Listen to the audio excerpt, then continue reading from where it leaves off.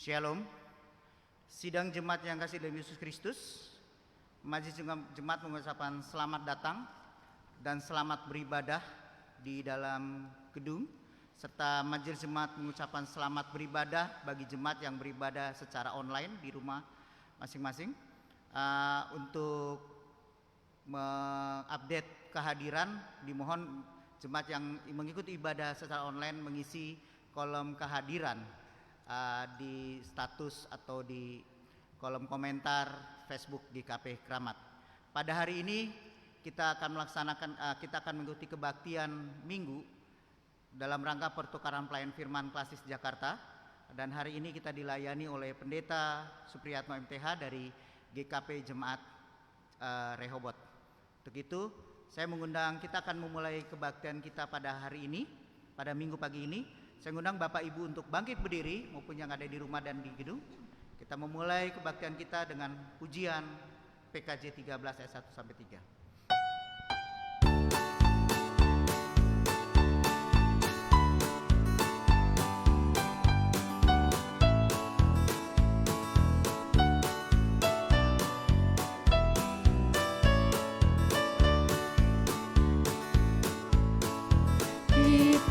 Masuk rumahnya, berkumpul menyembah kepadanya.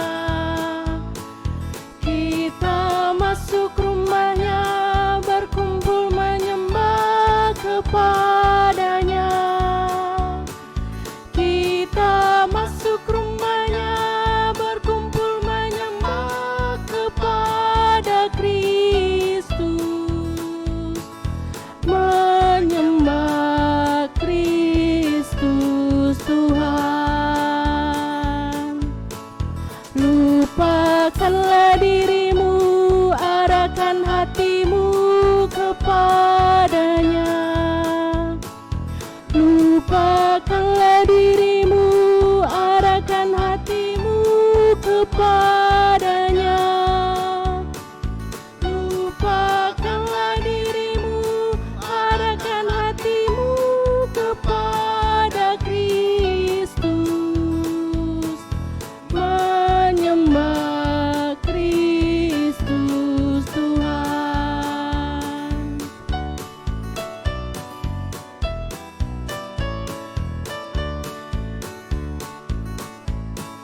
Muliakan namanya dan angkat tanganmu kepadanya.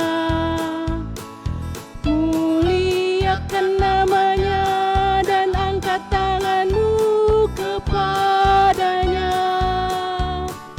Muliakan namanya dan angkat tanganmu kepada Kristus,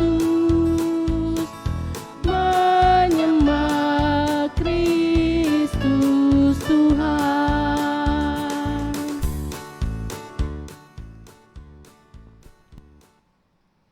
Saudara-saudara, biarlah kebaktian ini boleh berlangsung dengan dilandasi oleh votum dan salam. Kebaktian pertukaran pelayan firman seklasis Jakarta ini berlangsung dalam nama Allah Bapa, Anak dan Roh Kudus. Kasih karunia dan damai sejahtera dari Allah Bapa, Anak, dan Roh Kudus menyertai saudara-saudara. Nats pembimbing yang mendasari kebaktian pada Minggu pagi ini diambil dari kitab Markus pasal 1 ayat 27 berbunyi sebagai berikut. Mereka semua takjub sehingga mereka memperbincangkannya, katanya, "Apa ini? Suatu ajaran baru? Ia berkata-kata dengan kuasa. Roh-roh jahat pun diperintahkannya dan mereka taat kepadanya." Demikian firman Tuhan.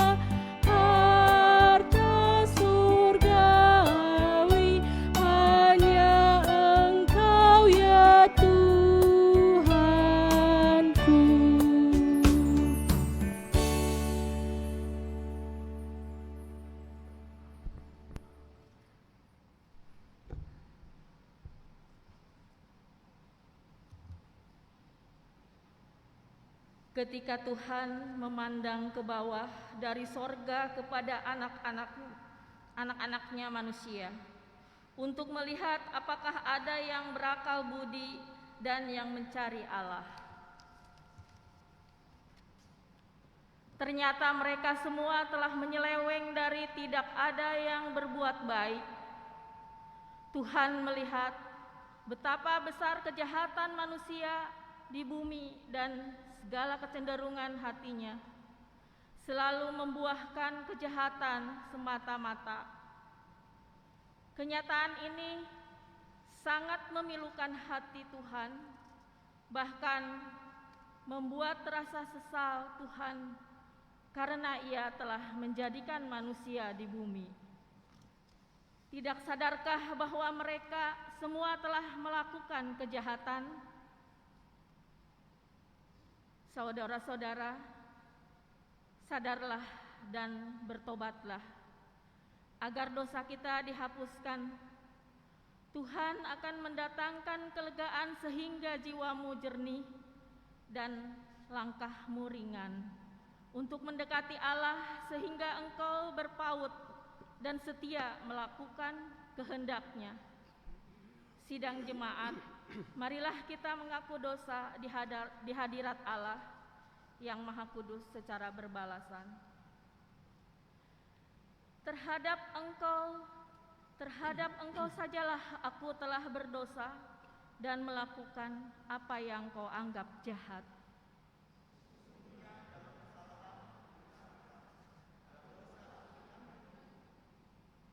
Aku merasa malu dan bernoda sebab aku menanggung aib masa mudaku. Dosa-dosaku pada waktu muda. Tetapi ingatlah kepadaku, sesuai dengan kasih setiamu, bahwa aku kembali supaya aku berbalik, sebab Engkaulah Tuhan Allahku.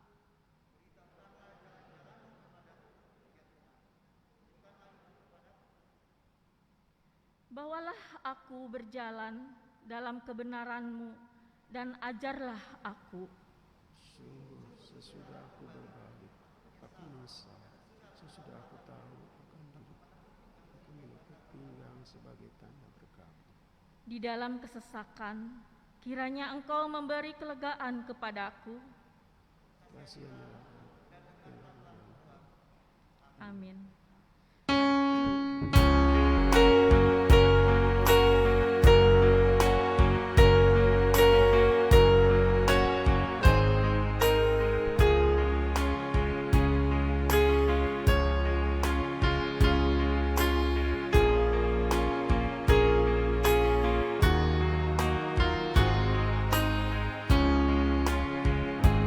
Ku ingin berparah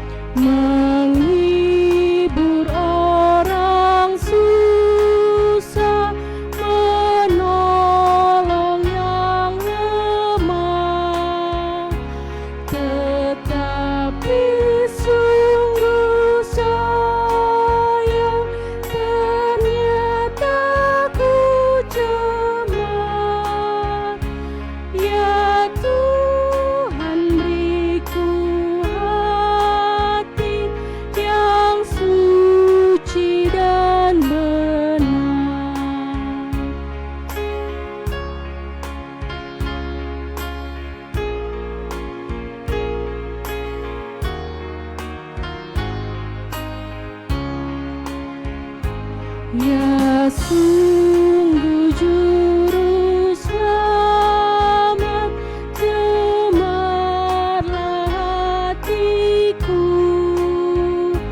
dan hanya Kau yang dapat menghapus dosaku, supaya kelak di sorga ku pandang wajah-Mu,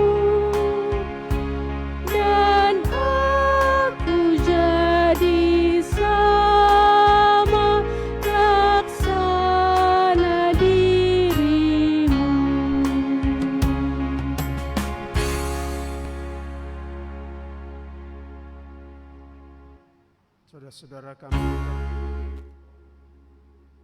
Saudara-saudara kami undang bangkit berdiri. Dengarlah berita anugerah dan petunjuk hidup baru. Dengarlah firman Tuhan yang menjadi berita anugerah pengampunan bagi kita. Diambil dari Mazmur 116 ayat 5 sampai 7. Tuhan adalah pengasih dan adil. Allah kita penyayang. Tuhan memelihara orang-orang sederhana. Aku sudah lemah, tetapi diselamatkannya aku. Kembalilah tenang hai jiwaku, sebab Tuhan telah berbuat baik kepadamu. Untuk anugerah yang telah diberikannya, mari kita mendengarkan petunjuk hidup baru dari Allah. Efesus pasal 6 ayat 10 sampai 11. Akhirnya, hendaklah kamu kuat di dalam Tuhan, di dalam kekuatan kuasa-Nya.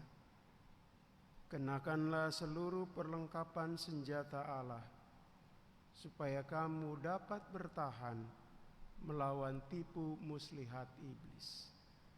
Demikian firman Tuhan.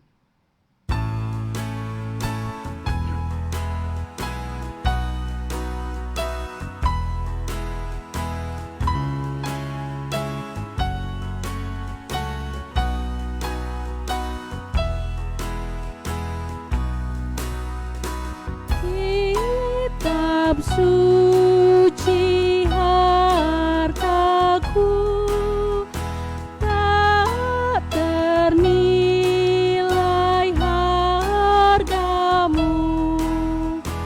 Oleh-Mu terungkaplah siapaku sesungguhnya.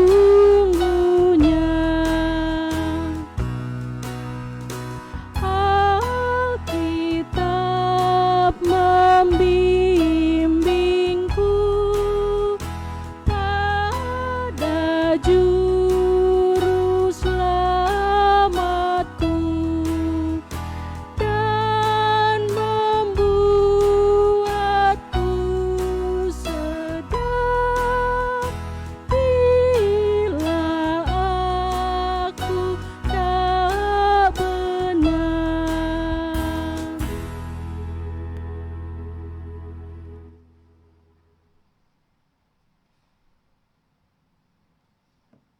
Saudara-saudara, marilah kita bersama-sama berdoa untuk pembacaan firman Tuhan. Terima kasih Tuhan untuk minggu yang baru. Minggu di mana kasih Tuhan sudah menanti kami. Dan Tuhan melindungi kami semalam. Dan Tuhan menemani istirahat kami.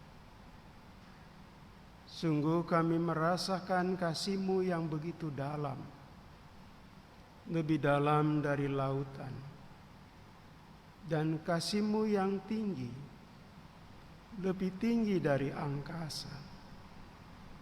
Terima kasih bahwa kami sebagai umat-Mu menerima keagungan cinta-Mu.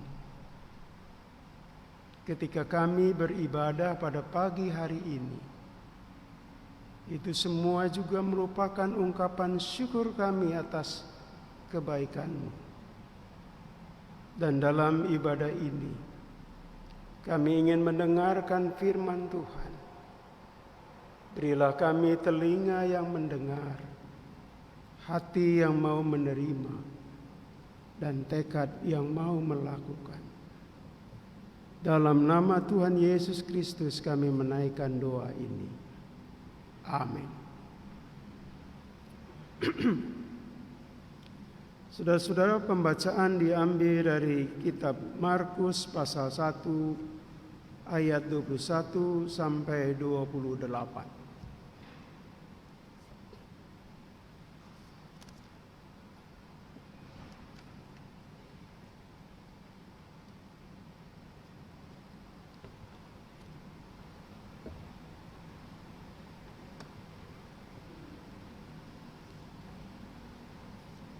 Lembaga Kitab Indonesia memberi judul Yesus dalam rumah ibadat di Kapernaum. Mereka tiba di Kapernaum. Setelah hari Sabat mulai, Yesus segera masuk ke dalam rumah ibadat dan mengajar. Mereka takjub mendengar pengajarannya, sebab ia mengajar mereka sebagai orang yang berkuasa, tidak seperti ahli-ahli Taurat. Pada waktu itu di dalam rumah ibadat itu, ada seorang yang kerasukan roh jahat. Orang itu berteriak, "Apa urusanmu dengan kami, hai Yesus orang Nazaret? Engkau datang hendak membinasakan kami? Aku tahu siapa engkau, yang kudus dari Allah." Tetapi Yesus menghardiknya, katanya, "Diam, keluarlah daripadanya." Roh jahat itu menggoncang-goncang orang itu, dan sambil menjerit dengan suara nyaring ia keluar daripadanya. Mereka semua takjub, sehingga mereka memperbincangkannya, katanya, "Apa ini? Suatu ajaran baru?" Ia berkata-kata dengan kuasa. Roh-roh jahat pun diperintahnya dan mereka taat kepadanya. Lalu tersebarlah dengan cepat kabar tentang dia ke segala penjuru di seluruh Galilea. Orang yang mendengar firman Tuhan adalah orang yang berbahagia, terlebih memelihara firman dalam hidupnya sehari-hari. Haleluya.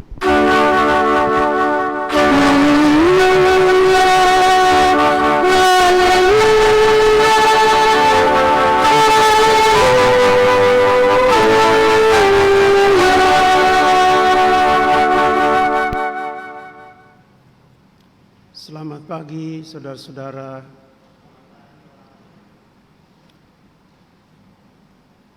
Penilaian seseorang itu sangat ditentukan oleh kesan pertama, saudara-saudara. Kalau kesan pertama itu baik, maka memori manusia akan menyimpannya dengan kuat, saudara-saudara. Kalau saya pertama kali misalnya datang ke jemaat ini, lalu di pintu saya langsung disambut selamat pagi, maka kesan saya bahwa jemaat di sini adalah jemaat yang ramah dan akan tersimpan dalam memori saya. Dan kesan pertama itu sangat kuat, akan dijaga dan dipelihara, saudara-saudara.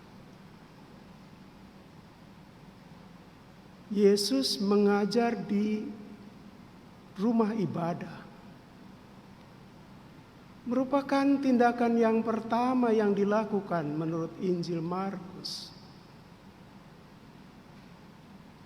Dan ini ternyata punya kesan yang baik, yang indah di kalangan orang yang mendengarnya, saudara-saudara. Orang yang mendengar di rumah ibadah itu mempunyai penilaian tersendiri ketika Yesus pertama kali mengajar di tempat itu. Mereka menilai bahwa ada sesuatu yang membuat mereka kagum. Ada hal yang mereka membuat mereka takjub. Dan menurut penilaian mereka berbeda dengan orang-orang ahli Taurat yang selama ini pernah mereka dengar suaranya.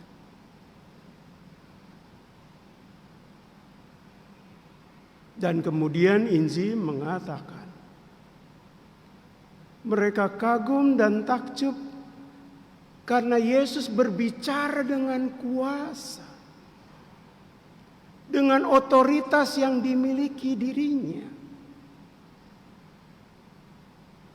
Berbeda dengan ahli-ahli Taurat. Kalau mereka berbicara berdasarkan kitab tertentu dan mengutip ucapan-ucapan orang pintar pada waktu itu. Tapi Yesus berbicara dari dirinya sendiri dan mempunyai sebuah kekuatan yang menakjubkan. Sehingga kesan pertama ini jelas akan merupakan kesan yang manis yang akan disimpan oleh para pendengar.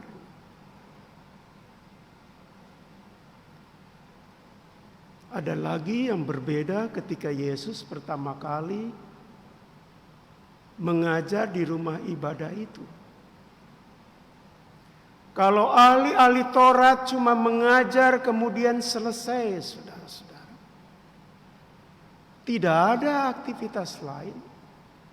Tidak ada aksi lain yang membuat mereka takjub. Tidak ada perbuatan yang membuat mereka tercengang. Ketika Yesus selesai mengajar, lalu menjumpai di antara orang-orang yang berada di dalam rumah ibadah itu, yang dikuasai oleh setan, oleh kuasa-kuasa jahat, oleh roh-roh yang merusak dirinya. Apa yang dilakukannya? Yesus menghardik roh-roh itu. Dan roh-roh itu kemudian tanpa menunggu waktu keluar dari orang itu. Jadi ada dua hal yang membuat mereka takjub. Pertama adalah kata-katanya, yang kedua adalah perbuatannya.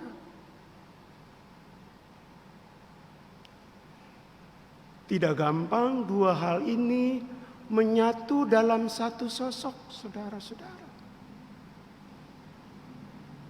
Ada orang yang pintar berbicara, dan kalau orang itu diminta berbicara, mungkin dia bisa berbicara, menarik dengan durasi waktu yang lama. Tapi belum tentu perbuatannya itu baik. Ada orang yang perbuatannya baik, tetapi lemah dalam berkata-kata. Dalam Injil diceritakan bahwa dalam satu sosok yang bernama Yesus yang pertama kali mengajar di rumah bait Allah, dua hal yang berbeda itu menyatu. Satu kemampuan berbicara dengan kuasa, dan satu adalah perbuatan yang juga menimbulkan dan memberi efek kuasa juga, saudara-saudara. Sampai-sampai mereka bertanya-tanya, apa ini ajaran baru? Karena sekali lagi belum pernah mereka mendengar sebuah ajaran yang betul-betul membuat mereka terkagum-kagum. Sekaligus diperkuat dengan perbuatannya yang memperlihatkan kuasa yang tidak pernah mereka lihat sebelumnya. Sebuah penampilan pertama dengan kesan yang manis, kesan yang indah, kesan yang bisa jadi tidak akan pernah mereka lupakan tentang sosok Yesus ini. Dan itu pertama kali Yesus tampil, penampilan perdana. Dan penampilan perdana ini bukan sekali itu saja berakhir, tetapi terus sepanjang Yesus berkarya dalam kehidupannya. Ada orang yang menarik, tapi hanya separuh saja. Berikutnya mungkin tidak memberi kesan yang bagus. Tapi Yesus dari awal sampai akhir dia memperlihatkan sebuah konsistensi. Kata-katanya menyejukkan, perbuatannya membebaskan, saudara-saudara. Kalau kita mempunyai Tuhan seperti itu, apakah tidak bisa menjadi pengharapan kita ketika kita sedang mengalami masalah? Saudara-saudara, kita tahu semua, bukan hanya tahu, bisa juga ada yang mengalami, bisa juga mendengar bahwa pandemi ini merupakan pergumulan kolektif, pergumulan bersama. Saya mengistilahkannya dengan penderitaan global, saudara-saudara. Karena yang menderita, yang mengalami kesengsaraan, yang ditimpa kesulitan, tidak hanya bagian tertentu dari orang-orang yang tinggal di tempat tertentu. Tetapi di seluruh dunia orang mengalami masalah yang sama, virus yang sama, menakutkan yang sama, saudara-saudara. Dan di depan virus ini seolah-olah manusia itu rentan, rapuh.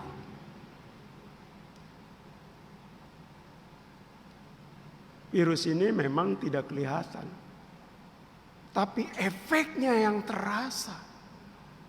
Dan tidak ada orang yang bisa menantang keberadaannya. Dan kalau coba-coba menantang, bahkan mengutip firman Tuhan,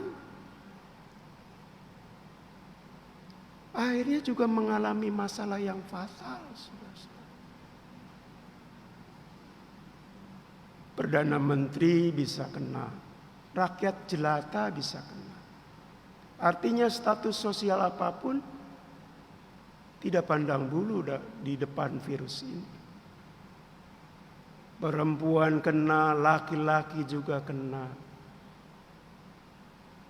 Dan yang kena bukan hanya satu agama saja. Walaupun ada komentar dulu, oh itu virus yang hanya untuk agama tertentu. Sekarang semua orang yang beragama apapun, tidak ada yang bisa kebal dari virus ini. Termasuk pemimpin agama. Di seberang sana ada kantor yang namanya kantor pengurus besar Nahdlatul Ulama. Secara formal mengatakan ada 234 para kiai dengan tokoh-tokoh yang berpengaruh meninggal karena COVID. Bahkan kalau membaca dari koran CNN bukan 234, 331. Apakah pendeta tidak ada yang kena virus itu? Ada banyak, saudara-saudara. 2 minggu yang lalu, saya sengaja mengikuti ibadah penghiburan seorang pendeta Yang hari Senin masih mengobrol, masih bercanda, lalu sorenya merasa panas, Selasanya mau pergi ke dokter, Rabunya sudah meninggal. Di tengah-tengah lautan persoalan yang mengancam kehidupan manusia, dari mana titik tolak pengharapan kita? Ternyata tema kita mengatakan bahwa Yesuslah yang punya kuasa menjadi sumber pengharapan kita. Kenapa? Sekali lagi ucapannya punya kuasa, tindakannya punya kuasa.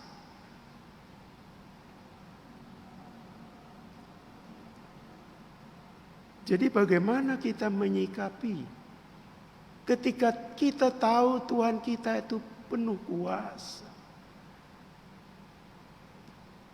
Ada 3 hal saudara-saudara sikap orang beriman terhadap situasi pandemi. Yang pertama adalah orang yang over pesimisme. Takut, serba takut. Kadang-kadang disebutnya paranoia. Baru cuci tangan, udah cuci tangan lagi. Mungkin pakai masker juga nggak cukup 2 Pak, kalau buat yang parno. Ya. Mungkin 3. Ada orang yang karena merasa bisa dimengerti, ada keluarganya yang pernah kena. Saudara-saudara.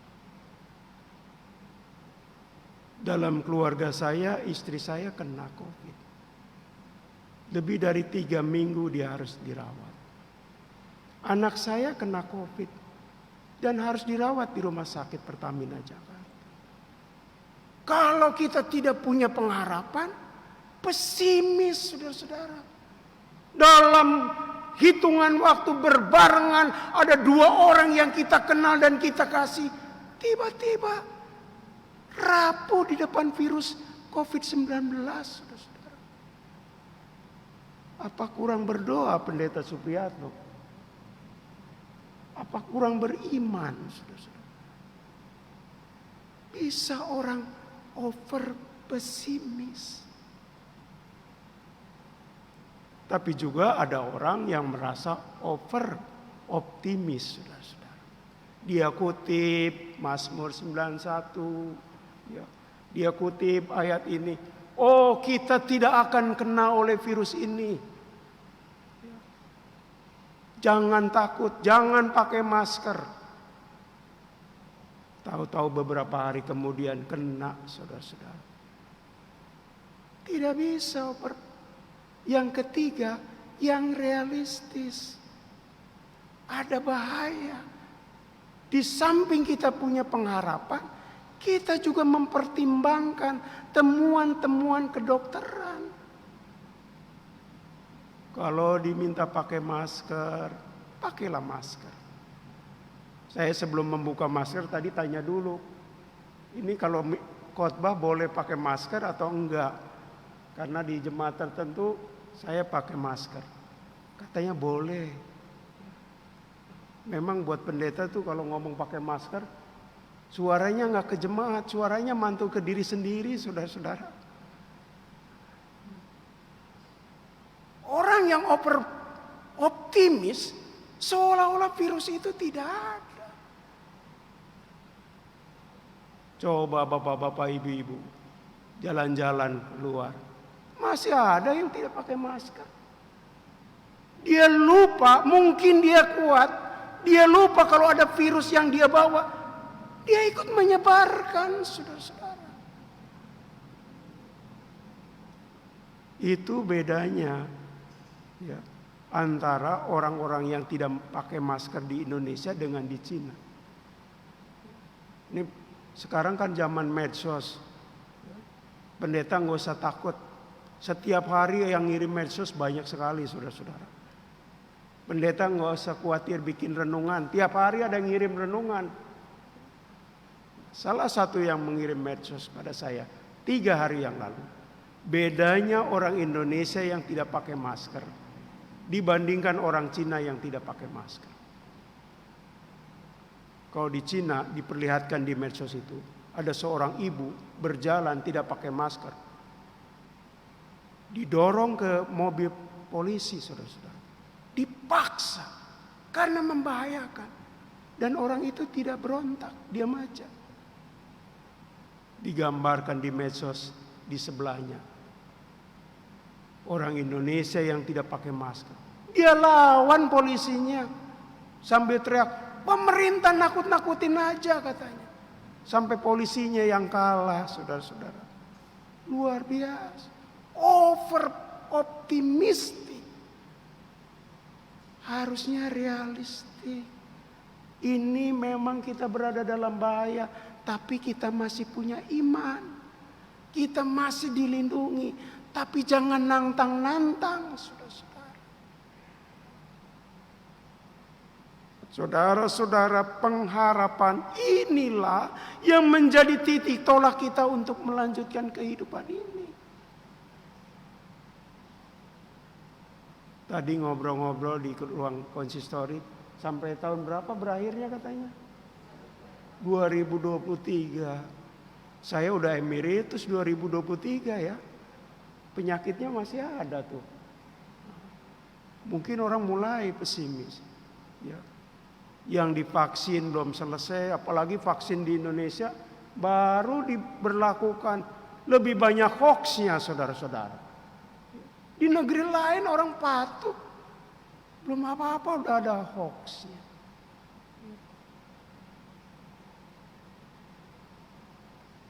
Tahun yang lalu, saudara-saudara, salah satu warga jemaat saya terkena koma.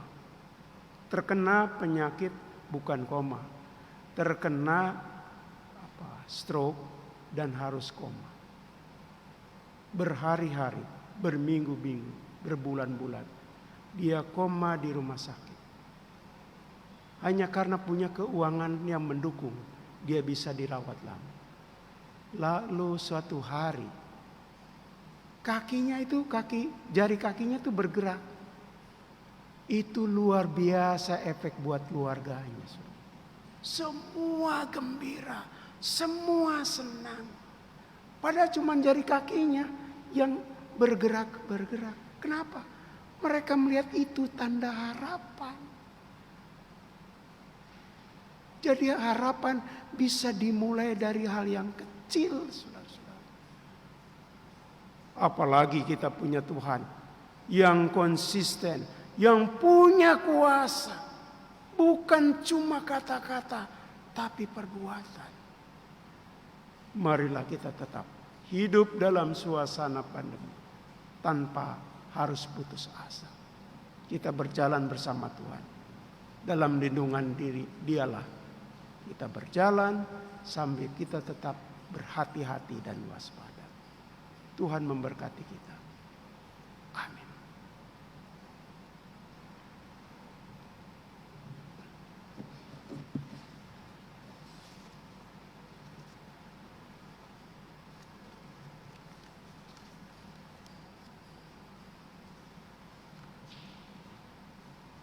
Saudara-saudara, kami undang bangkit berdiri. Kita menyatakan pengakuan iman percaya kita. Aku percaya pada Allah, Bapa yang Maha Kuasa.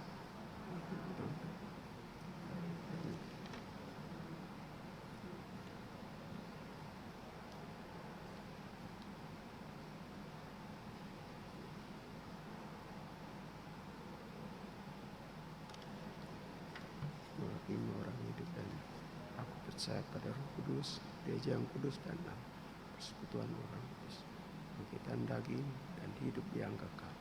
Amin. Kami persilakan duduk kembali.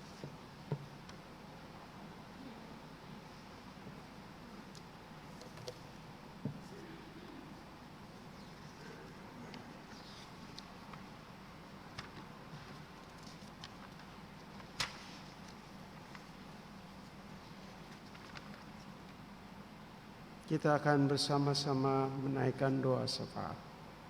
Ditutup dengan doa Bapa kami. Mari kita berdoa.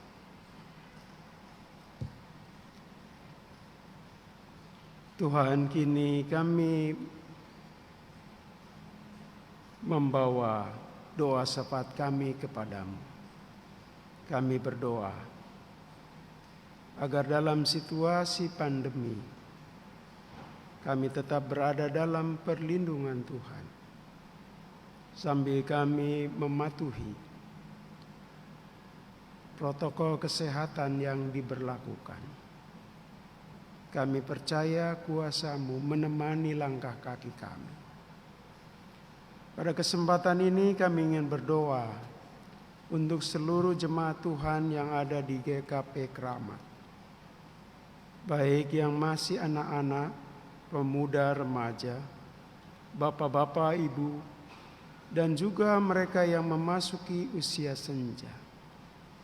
Kiranya Tuhan memelihara hidup mereka, mengasihi, dan menjadikan mereka sosok yang istimewa di hadapan Tuhan, sehingga kasih-Mu dilimpahkan kepada mereka semua.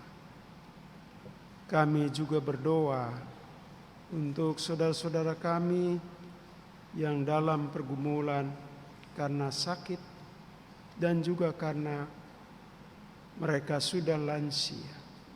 Kami membawa kepadamu Ibu Partiwi Legio, Bapak Ardin Marbun, Ibu Surtina Jiun, Ibu Riamin Manalu, Ibu Asihat Banyutawa, Bapak Jakaria Rikin, Ibu Leni Mumek Nunuhitu, Ibu Elia Rosman, Ibu Ritayati Danci,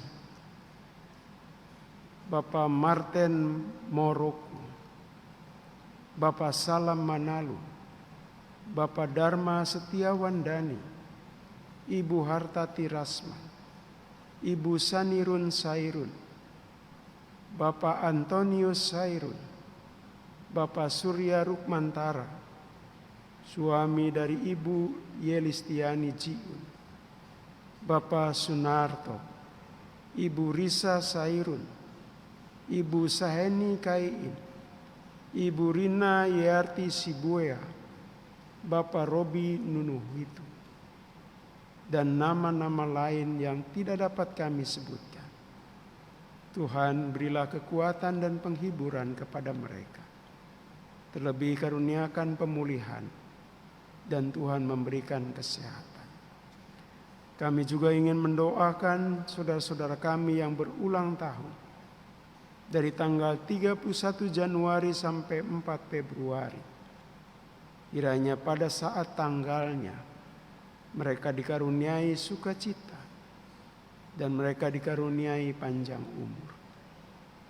Kami juga berdoa ya Tuhan untuk situasi bencana yang terjadi melanda Indonesia, baik bencana alam di Sulawesi, di Kalimantan, dan di tempat-tempat lain. Kiranya Tuhan menolong korban-korban bencana. Tuhan memberikan kekuatan dan semangat.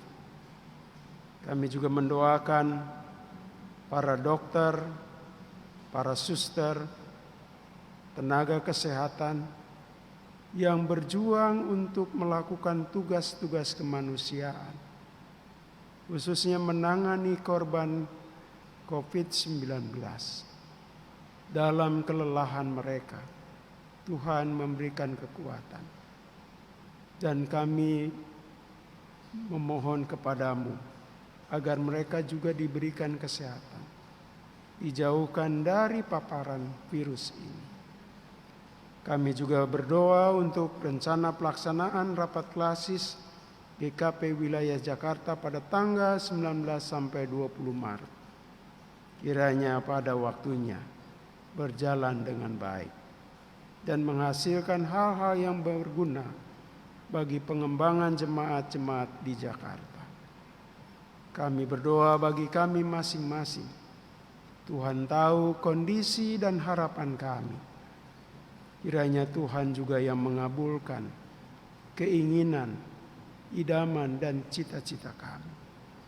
Angkatlah kalau kami mempunyai pergumulan, baik pergumulan ekonomi, pergumulan kehidupan harmonis, pergumulan karena iman yang kami miliki kepadamu, dan pergumulan yang lain. Kiranya Tuhan membuat kami lega, dan kami orang-orang percaya selalu setia dan taat kepadamu. Kami mendoakan bangsa dan negara kami. Kiranya Presiden, Kabinet, dan juga lembaga-lembaga negara yang lain diberkati agar menjadi alat di tangan Tuhan mendatangkan keadilan dan kesejahteraan. Inilah doa kami yang kami naikkan kepadamu di dalam nama Yesus Kristus. Di dalam nama Dia juga kami ingin berdoa seperti yang telah diajarkan Tuhan Yesus kepada kami. Bapa kami yang di sorga, dikuduskanlah namamu, datanglah kerajaanmu, jadilah kehendak-Mu di bumi seperti di sorga. Berikanlah kami pada hari ini makanan kami yang secukupnya, dan ampunilah kami akan kesalahan kami, seperti kami juga mengampuni orang yang bersalah kepada kami. Dan janganlah membawa kami ke dalam pencobaan, tetapi lepaskanlah kami daripada yang jahat. Karena Engkaulah yang mempunyai kerajaan dan kuasa dan kemuliaan sampai selama-lamanya. Amin.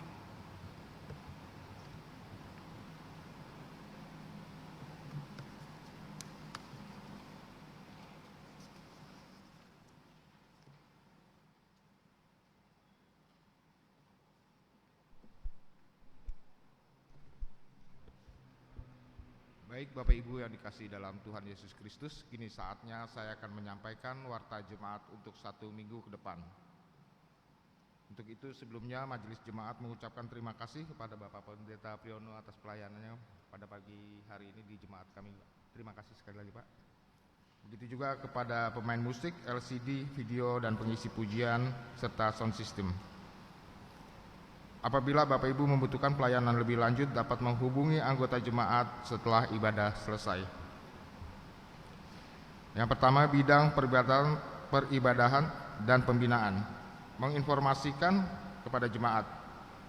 Diberitahukan kepada jemaat bahwa sesuai dengan keputusan pemerintah DKI bahwa PSBB transisi, maka ibadah di gedung gereja akan dilaksanakan sesuai dengan acuan atau peraturan pemerintah DKI. Bagi Bapak Ibu anggota jemaat yang hadir dalam ibadah di gedung gereja dapat mengikuti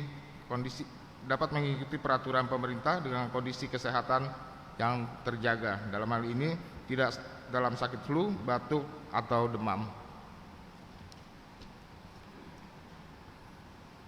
Ibadah rumah tangga akan dilakukan secara online. Ibadah rumah tangga akan dilaksanakan setiap hari Kamis jam 19 atau jam 7 malam secara live melalui Facebook GKP Keramat. Ibadah sekolah minggu. Ibadah sekolah minggu akan dilaksanakan kembali secara online via Zoom yang akan dilaksanakan pada tanggal 7 Februari 2021 jam 9:15. Informasi rencana perakhiran pelayanan Bapak Pendeta Thomas Raharjo, STH sebagai pendeta jemaat di GKP Keramat. Ibadah pengakhiran pelayanan Bapak Pendeta Thomas Raharjo Priantono, STH sebagai pendeta jemaat GKP Keramat rencana akan dilaksanakan pada tanggal 20 Juni 2021.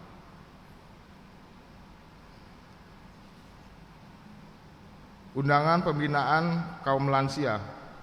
Kaum lansia GKP Keramat diundang hadir dalam acara kegiatan pembinaan Komisi Lansia Klasis GKP Wilayah Jakarta yang akan dilaksanakan pada hari Sabtu tanggal 13 Februari 2021 pukul 10 sampai dengan pukul 12. Bidang keesaan dan kesaksian.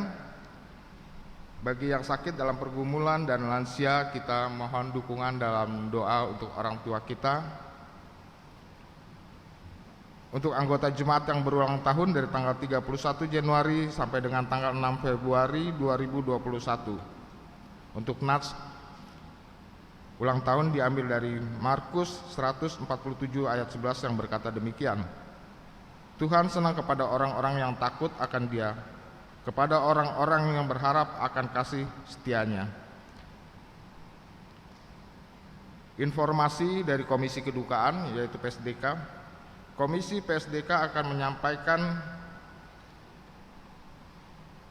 hasil revisi yang diberlakukan di tahun 2021 Januari ini sampai seterusnya kepada setiap anggota PSDK Jemaat GKP Keramat dan non GKP Jemaat melalui PDF yang akan disampaikan oleh Komisi Kedukaan melalui handphone atau alat komunikasi Bapak Ibu sebagai anggota di Komisi PSDK.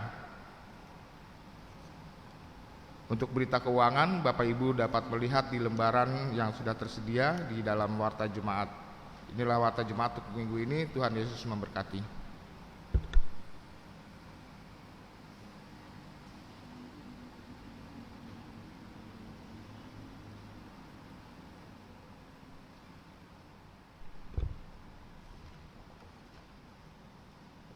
Shalom Bapak Ibu sekalian, sebelum kita masuk untuk pemberian persembahan, mohon perhatian sejenak untuk pembacaan SK Majelis Jemaat.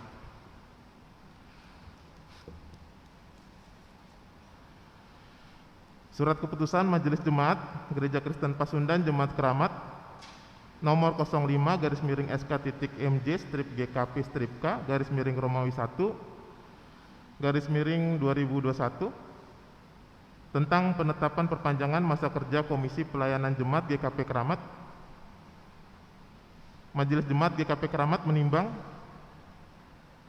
masa berakhir Komisi Pelayanan Jemaat di GKP Keramat dan situasi kondisi COVID-19 yang membuat dilakukannya penyesuaian aktivitas bergereja di gedung-gedung secara terbatas, mengingat dan seterusnya, memperhatikan antara lain berakhirnya masa kerja Komisi Pelayanan Jemaat 2018-2020 dan pada bulan September 2020 dan telah diperpanjang sampai dengan Januari 2021, memutuskan menetapkan Keputusan Majelis Jemaat GKP Keramat tentang penetapan perpanjangan Komisi Pelayanan Jemaat GKP Keramat masa pelayanan 2018 sampai dengan 2020. Pertama, perpanjangan masa kerja Komisi Pelayanan Jemaat masa pelayanan 2018-2020 berlaku mulai dibacakan keputusan ini sampai dengan bulan September 2021. Kedua, yang nama dan jabatan komisi di pelayanan 2018 sampai dengan 2020 bersifat tetap. Ketiga, memberikan tugas dan wewenang sebagai komisi pelayanan jemaat yang akan membantu majelis jemaat dalam melaksanakan tugas panggilan gereja dalam bidang-bidang tertentu. Keempat, keputusan ini dapat diubah seperlunya apabila di kemudian hari terdapat kesalahan. Ditetapkan di Jakarta 31 Januari 2021 atas nama Ketua Umum Pendeta Thomas Rajo Priatono, STH, ditandatangani, dan Filipus Bartolomeus Wahongan, Sekretaris 1, ditandatangani.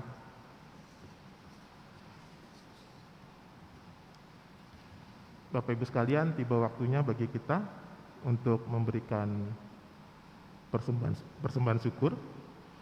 Bagi Bapak Ibu yang hadir di gedung gereja, seperti biasa dapat meletakkan persembahan di laci depan bangku Bapak Ibu sekalian. Dan bagi Bapak Ibu yang mengikuti ibadah secara online, dapat menyerahkan melalui transfer ke nomor rekening yang tertera di dalam layar Bapak Ibu sekalian. Persembahan sambil mengingat nats persembahan yang terambil dari 2 Korintus 9 ayat 7 yang berkata, hendaklah masing-masing memberikan menurut kerelaan hatinya, jangan dengan sedih hati atau karena paksaan, sebab Allah mengasihi orang yang memberi dengan sukacita. Kita akan memberikan persembahan sambil mengangkat pujian dari PKJ 153 ayat 1 dan 2. Pakailah seluruh hidupmu.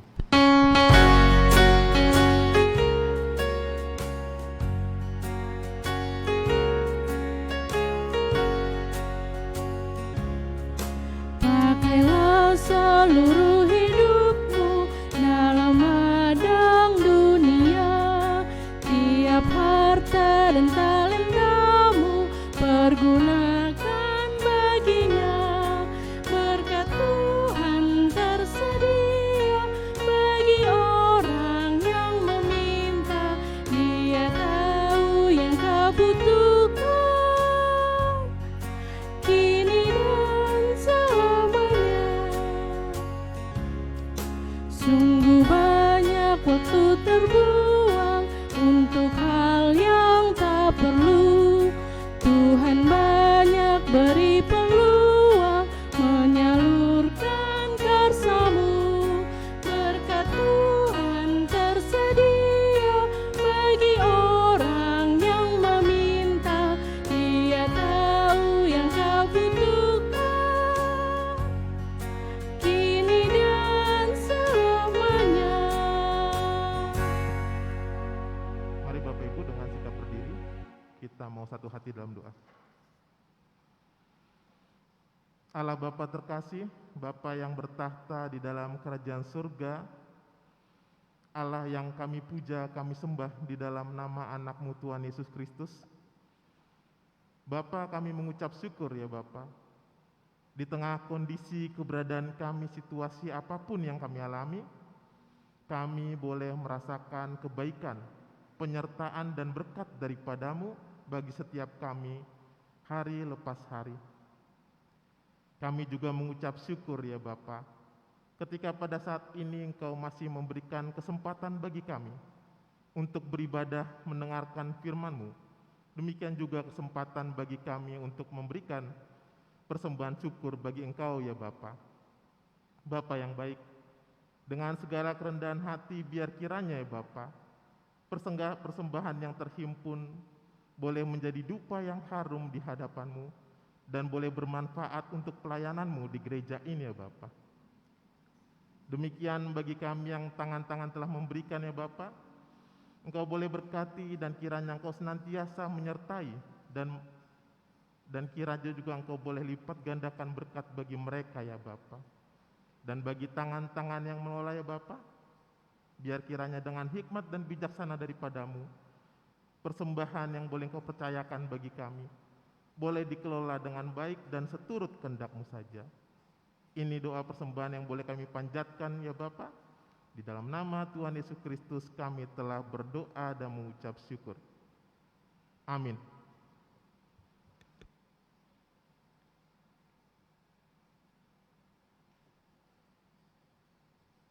Saudara-saudara, marilah kita melanjutkan kehidupan dengan pengharapan. Berjalan bersama Tuhan yang penuh kuasa. Marilah kita bersama-sama memuji Tuhan dari PKJ 285. Bila badai hidup menerpamu dan cobaan pun datang mengganggu, hanya satu janji harapanmu, ya janji Tuhanmu pegang teguh. Biar gunung-gunung pun beranjak, serta bukit-bukit pun bergoncang, kasih dan setia dari Tuhan kan melindungimu tetap teguh. Pegang selalu janji Tuhan.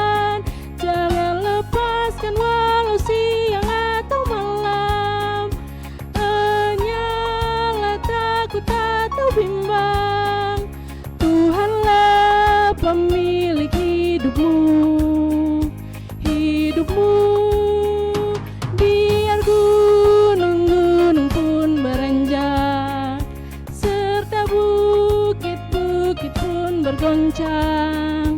Kasih dan setia dari Tuhan kan melindungimu, tetap teduh, kan melindungimu, tetap teduh. Saudara, pulanglah dan kini arahkanlah hatimu kepada Tuhan dan terimalah berkat Tuhan. Damai sejahtera Allah yang melampaui segala akal akan memelihara hati dan pikiranmu dalam Kristus Yesus. Haleluya. Amin.